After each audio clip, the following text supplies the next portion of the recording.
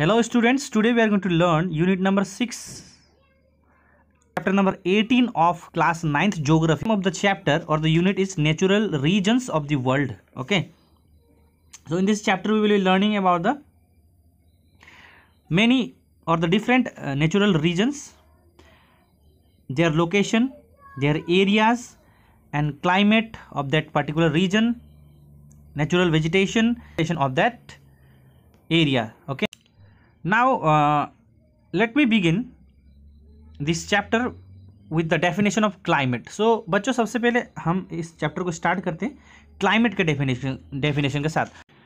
So guys हम लोगों ने पढ़ा था छोटे क्लास में कि क्लाइमेट और वेदर दोनों में क्या डिफरेंस है. हमने ये पढ़ा था.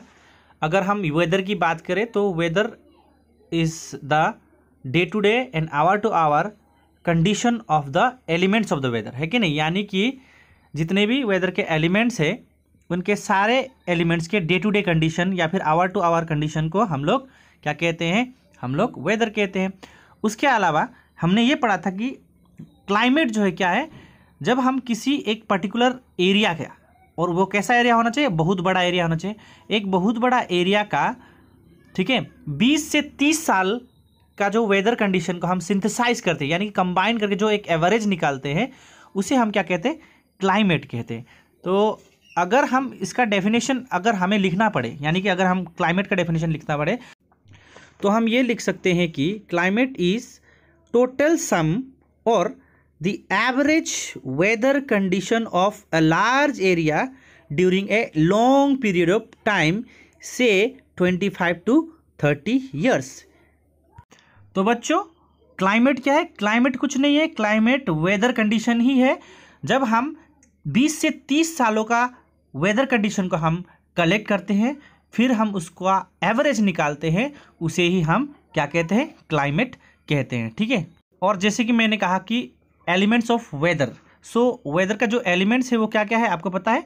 टेम्परेचर, रेनफॉल यानी कि precipitation, humidity, wind, pressure, etcetera etcetera. तो बच्चों यहाँ पर सबसे बड़ा सवाल ये आता है कि हम यहाँ पर पढ़ने जा रहे हैं natural regions of the world, लेकिन हम क्लाइमेट के बारे में क्यों पढ़ रहे हैं?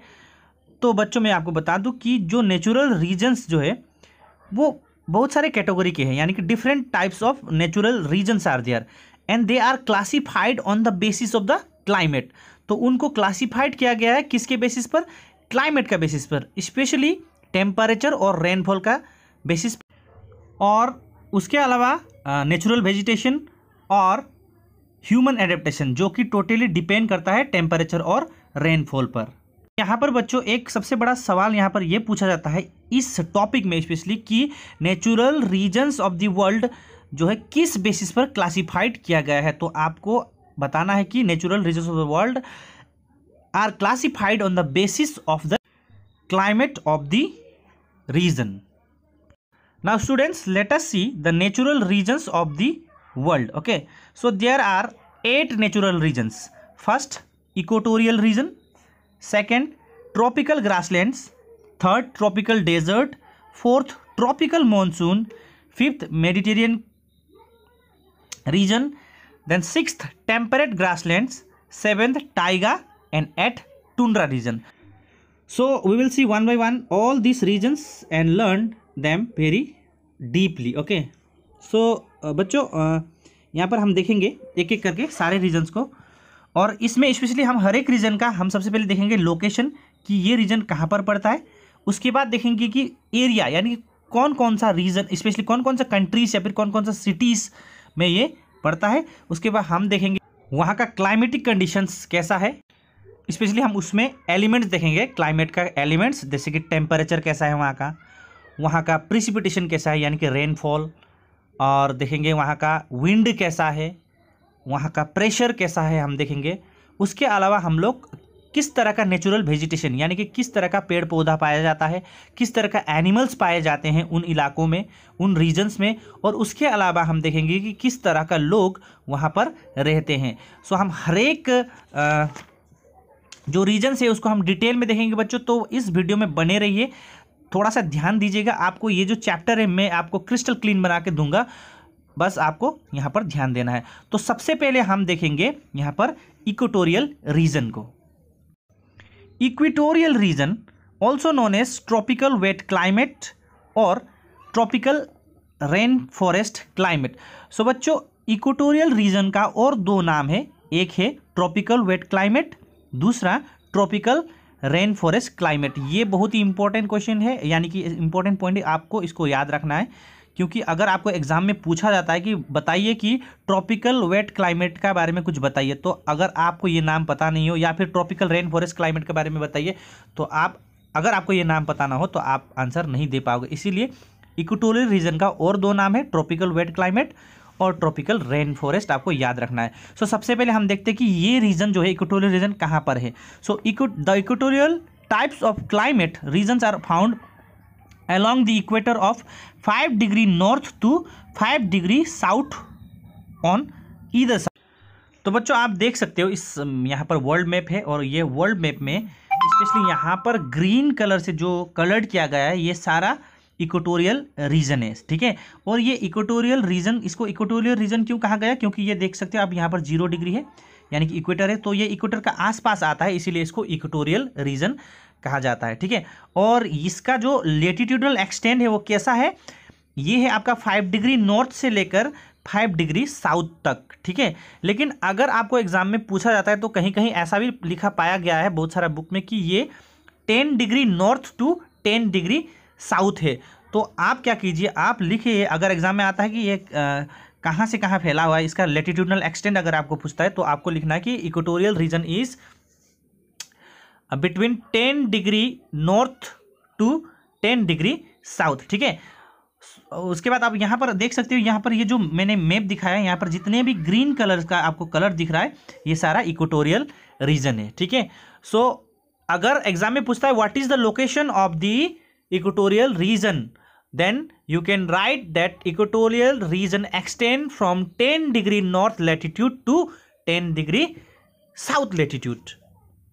Now students, let us see the areas of the equatorial region, okay, but for that you must have very good knowledge of the world map, okay। so equatorial region जो है वो कहाँ कहाँ पर फैला हुआ मैं आपको बता दूँ। सबसे पहला आप यहाँ देख लीजिए, ये अमेज़न रिवर बेसिन जो कि साउथ अमेरिका में है, उसके अलावा कॉन्गो रिवर बेसिन, ठीक है, कॉन्गो रिवर बेसिन और गुएना कोस्ट अफ्रीका में आप देख सकते हो, यहाँ पर ये रीजन में पाया जाता है। और उसके अलावा आप इधर आइए, मलेशिया यहाँ पर आपको दिख रहा है, इंडोनेशिया और फिलीपींस, ये सारे रीजन्स जो है, ये है आपका इक्वेटोरियल रीजन्स। और ये कहाँ पर कहाँ, इसका एक्सटेंड क्या है, 10 degree north to 10 degree south, ये आपको माइंड में रखना है, ठीक है। But students, there is no option, you have to learn और you have to remember this names of the region और द एरिया, ओके। अब बच्चों हमने ये जान लिया कि इक्वेटोरियल रीजन का एक्सटेंड क्या है और ये किन किन एरिया में पाया जाता है। अब हम देखेंगे कि ये जो इक्वेटोरियल रीजन है, यहाँ का टेम्परेचर कैसा है। सो चलिए हम लोग मूव करते हैं टेम्परेचर की ओर, क्योंकि ये जो इक्वेटोरियल रीजन बिल्कुल इक्वेटर के आसपास पड़ता है, और ये हमें पता है कि इक्वेटर ऐसा इलाका है, यानी कि इक्वेटोरियल रीजन ऐसा रीजन है, इक्वेटर के आसपास क्या होता है, सनलाइट जो है डायरेक्टली उस पर पड़ता है, इसीलिए इक्वेटोरियल रीजन जो है बहुत ही हॉट रहता है। कैसा रहता है, हॉट रहता है। जितने भी इक्वेटर के एरिया है, यानी इक्वेटर के आसपास जितने भी एरिया है, वो वहाँ का टेम्परेचर बहुत ही हाई रहता है। इक्वेटर से जैसे जैसे हम पोल के साइड, यानी पोलर साइड मूव करेंगे, नॉर्थ पोल हो या फिर साउथ पोल हो, वैसे वैसे ही टेम्परेचर घटते जाता है। तो सबसे ज़्यादा टेम्परेचर कहाँ पर रहता है, इक्वेटोरियल रीजन पर। इसीलिए ये जो इक्वेटोरियल रीजन है, यहाँ का टेम्परेचर बहुत ही हाई रहता है। बस ये चीज़ आपको दिमाग में रखना है। इसका जो टेम्परेचर जो है वो मैक्सिमम रहता है, क्योंकि डायरेक्ट ये क्या करता है, इंसोलेशन को, यानी कि जो सोलर रेडिएशन है उसको डायरेक्टली रिसीव करता है, ठीक है।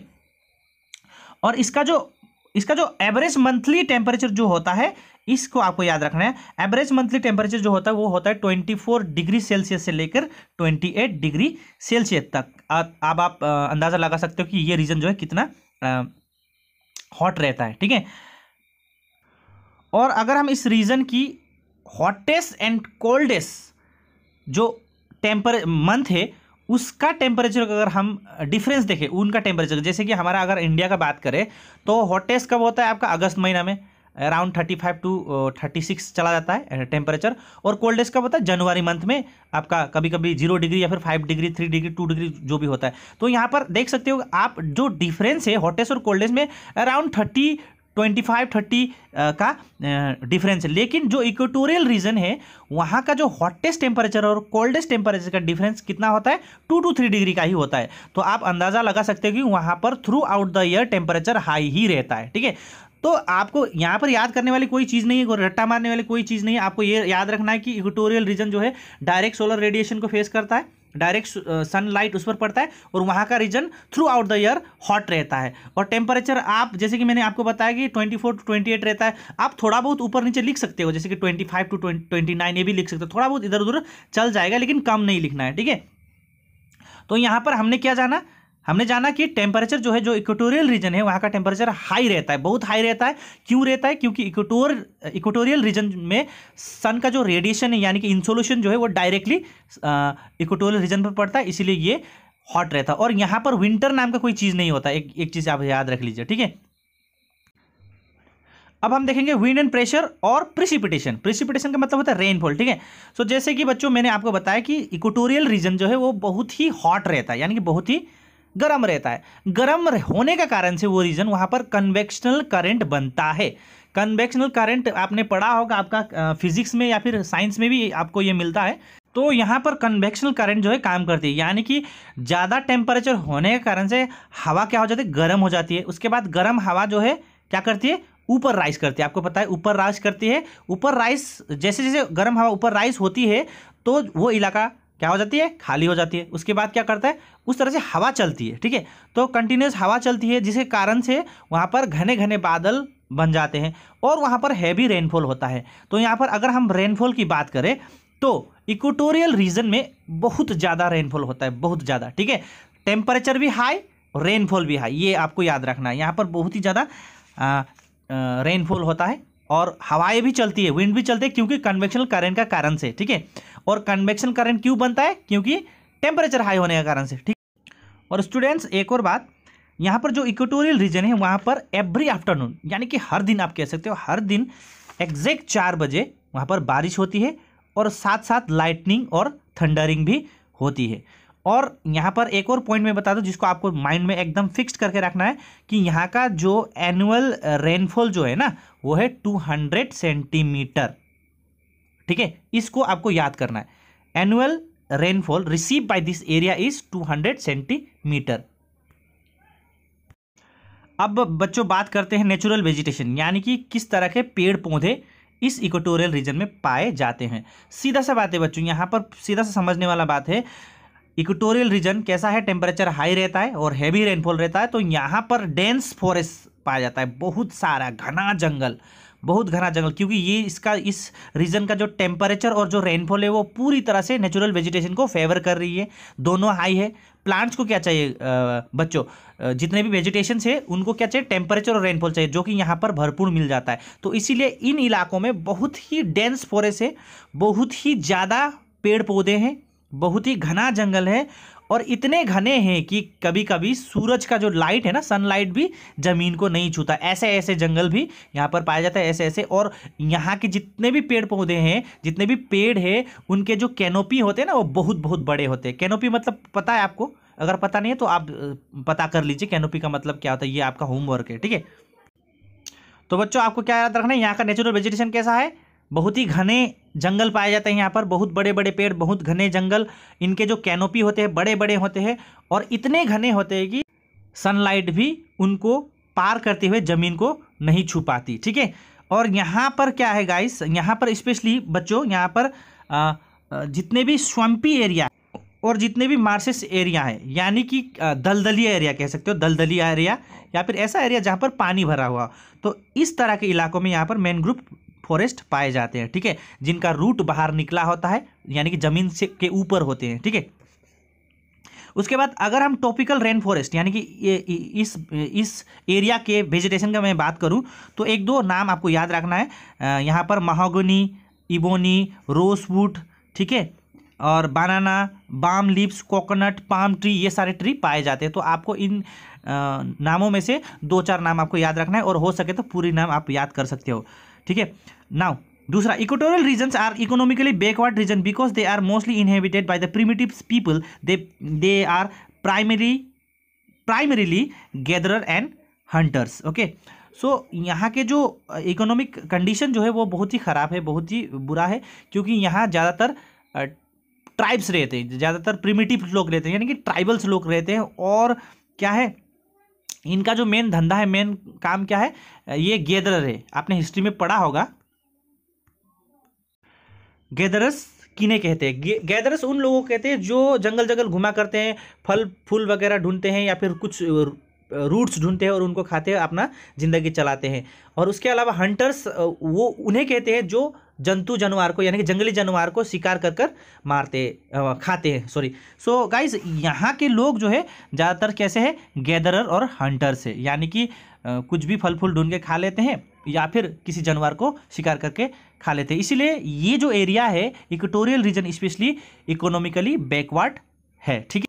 लेकिन बच्चों, आज के दौर में कुछ लोगों ने वहाँ पर फार्मिंग करना शुरू कर दिया, यानी कि खेती करना शुरू किया है। फिर भी उनका जो खेती करने का तरीका जो है वो बहुत ही पुराने तरीका है, प्रिमिटिव्स वे है। यानी कि वो किस तरह की खेती करते हैं, शिफ्टिंग कल्टीवेशन करते हैं, जिसको हम यहाँ पर लोकल भाषा में कहते हैं झूम खेती करते हैं, ठीक है। शिफ्टिंग कल्टीवेशन आपको पता होगा। शिफ्टिंग कल्टीवेशन जो है कैसे किया जाता है, कोई एक जंगल को सफ़ा किया जाएगा, यानी कोई एक पर्टिकुलर एक लैंड को सफ़ा किया जाएगा, क्लीन किया जाएगा, उसको जलाकर, काट कर या फिर जलाकर डिफोरेस्टेशन करके फिर उसको बर्न किया जाता है।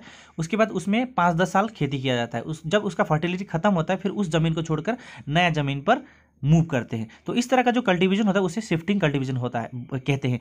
और इसमें कोई भी साइंटिफिक मेथड यूज़ नहीं होता, ना ही फर्टिलाइजर यूज़ होता है, ना ही इरिगेशन फैसिलिटीज़ होते हैं, ना ही कोई इक्विपमेंट यानी कि कोई मशीन्स वगैरह यूज़ होता है, ट्रैक्टर वगैरह यूज़ होता है। यहाँ पर पूरी तरह से यहाँ पर प्रिमिटिव टूल्स, प्रिमिटिव वे यानी कि पुराने तरीके से ही खेती किया जाता है, ठीक है। Now students, let us see the human adaptation in the equatorial region. So बच्चों, अब हम देखेंगे कि यहाँ किस तरह के लोग पाए जाते हैं। स्पेशली यहाँ पर हम देखेंगे सबसे पहले कोंगो बेसिन पर और जेर में, और उसके अलावा अफ्रीका में किस तरह के लोग पाए जाते हैं। तो स्पेशली इस इलाका में एक तरह के लोग पाए जाते हैं जिसको हम पिग्मी कहते हैं। क्या कहते हैं? पिग्मी। और स्पेशली ये कोंगो बेसिन, जो अफ्रीका के कोंगो बेसिन है, जेर है, इसको लैंड ऑफ पिग्मीज भी कहा जाता है, ठीक है। लैंड ऑफ पिग्मीज भी कहा जाता है, आपको याद रखना है। उसके अलावा मैं आपको बता दूं, ये जो पिग्मीज लोग होते हैं, ये उनका जो हाइट जो होता है ना, बहुत छोटे होते हैं, छोटे कद के होते हैं, और उनका वेट भी उतना ज़्यादा नहीं होता। उनका वेट जो है अराउंड 35 to 40 kg रहता है। तो आपको याद रखना है 40 kg, ठीक है। और ये किस तरह का लाइफ जीते? ये नोमैडिक लाइफ जीते, यानी कि वो एक जगह सेटल होकर नहीं रहते, वो खाना का तलाश में, फूड का तलाश में एक जगह से दूसरी जगह घूमते रहते हैं। जैसे कि मैंने आपको कहा थोड़ा देर पहले कि वे जो है गैदरर और हंटरर है, राइट। तो इस तरह से वो घूमते रहते हैं, ठीक है। और अगर कहीं कुछ दिनों के लिए ठहर भी जाए तो वो कहीं पर छोटा सा एक बस्ती बनाएंगे जिसमें 10-12 या फिर 15 फैमिली होंगे। तो उस तरह से वो लोग वहाँ पर कुछ समय बिताएंगे, फिर वहाँ से वो मूव ऑन करेंगे, ठीक है। और स्टूडेंट्स, ये जो पिग्मी लोग हैं, ये जब भी घर बनाते हैं तो वो नदी के किनारे ही बनाते हैं, ताकि उनको पीने का पानी का कोई प्रॉब्लम ना हो। उसके अलावा इनका जो घर बनाने का जो मटेरियल्स है ना, वो सारा का सारा, मतलब आप कह सकते हो कि वो कच्चा घर बनाते हैं। सीधा सा लैंग्वेज में मैं कहूँ, पत्ते को इस्तेमाल करेंगे, लकड़ी के डालियाँ को इस्तेमाल करेंगे, किसी भी तरह इस तरह की चीज़, यानी कि वो कच्चा हाउस बनाते हैं और उस पर रहते हैं, और मिट्टी का भी इस्तेमाल करके वो बनाते हैं, ठीक है। और कभी कभी पॉइजनस स्नेक्स से, सांपों से बचने के लिए या फिर कोई जंतु जानवर से बचने के लिए वे घर पेड़ के ऊपर भी बनाते हैं, ठीक है। ये चीज़ आपको याद रखना है। और अगर स्वैम्पी एरिया है, स्वैम्पी एरिया मतलब एरिया जहाँ पर पानी भरा हुआ, तो ऐसा एरिया में चांग घर बनाते हैं। चांग घर तो आपको पता होगा, चांग घर बनाते हैं, ठीक है। चांग घर बनाकर उस पर रहते हैं। तो उनका ज़िंदगी जो है टोटली हंटिंग पर, फिशिंग पर, गैदरिंग पर ही चलता है। शिकार करते हैं, मछलियाँ मारते हैं, फ्रूट्स और रूट्स को गैदर करते हैं और उन्हीं को खा के जिंदा रहते हैं, ठीक है। उसके बाद उनका जो हथियार है, एरो बो होंगे, एरो बो आप समझते हो, तीर धनुष होंगे। उसके अलावा वो बड़े जानवर तो खाते ही खाते हैं, उसके अलावा छोटे छोटे जानवर भी खाते हैं, जैसे कि एंड्स हो गया, बीज, हनी, ये सारे चीज़ भी वे खाते हैं। उसके अलावा इनका जो सबसे फेवरेट जो चीज़ है ना खाने की, वो है बनाना, ठीक है। Banana is the favourite food of pygmies, okay. और चूंकि ये लोग जो है वो नोमैडिक लाइफ जीते हैं, इसीलिए ये कभी भी एनिमल को डोमेस्टिकेट नहीं करते, यानी कि जानवर को नहीं पालते, ठीक है। और पिग्मीज लोग बहुत ही स्ट्रांग होते हैं, इंटेलिजेंट होते हैं, ठीक है, और फियरलेस होते हैं। उसके अलावा ये कनिंग भी होते हैं, ठीक है, और ये किसी भी धर्म को नहीं मानते। ये जो है ना, ये ईविल को मानते हैं, ठीक है, ये किसको मानते हैं? ईविल को मानते हैं। सो बच्चों यहाँ पर ये हमारा जो चैप्टर जो है यहाँ पर अभी भी बाकी है, लेकिन फिलहाल हमने कवर कर लिया है इक्वेटोरियल रीजन को। सो अगले वीडियो में हम बात करेंगे ट्रॉपिकल ग्रासलैंड यानी कि सावाना रीजन को, जिसको हम सूडान क्लाइमेट भी कहते हैं। और बच्चों आपको रिवीजन के लिए, इक्वेटोरियल रीजन का रिवीजन के लिए मैंने एक नोट्स बनाया है, नोट्स कह सकते हो आप, मैंने बनाया और मैंने डिस्क्रिप्शन में उसका लिंक देके रखा है, आप वहाँ से डाउनलोड करके आप रिवीजन कर सकते हो, ठीक है। सो मिलते हैं अगले वीडियो में एक और टॉपिक के साथ, जो कि ट्रॉपिकल ग्रासलैंड होगा और जिसे हम सावाना और सूडान क्लाइमेट भी कहते हैं। सो जाते जाते हमारे वीडियो को लाइक करें और शेयर और सब्सक्राइब करना ना भूलें।